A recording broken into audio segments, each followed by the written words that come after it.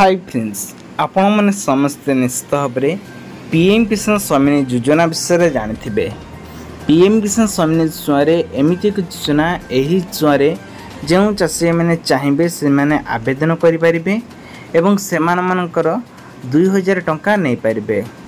तेबे क्यों चाषी नहीं पारे ना जो मानकर 2.5 माणर ऊर्ध्व जमी रही से मैंने ही आवेदन करें। तेबे यथाशीघ्र डेरी न करी आपण मैंने चाहिए आवेदन करें। से कौन कौन डॉक्यूमेंट दरकार देखु आपणकर दरकार आधार कार्ड, जमीर पट्टा, राशन कार्ड, फोटो, सिग्नेचर एवं बैंक अकाउंट सहित आपणकर मोबाइल नंबर जरूरी, जहाँफल कि नोटिफिकेशन आपण साहाय्य चेक करें।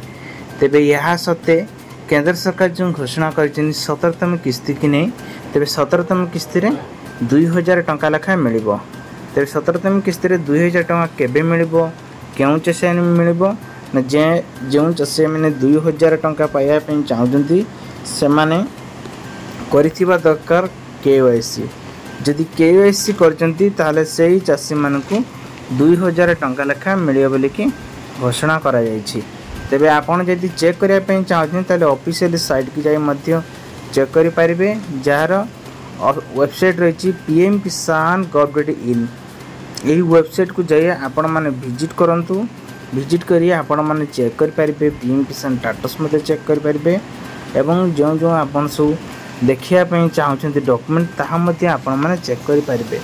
तेबे आशा करूची पीएम किसान द्वारा जो चाषी मैंने अप्लाई करछन्ती से माने ता प्रोसेस सब किछि जानि पारथिबे। जदि अधिक कि जानिया पई चाहउछन्ती ताले कॉन्टैक्ट नंबर दिखाई आपण मैंने चाहिए आम से जोगाजोग करें। रहुची बाय बाय, जय जगन्नाथ।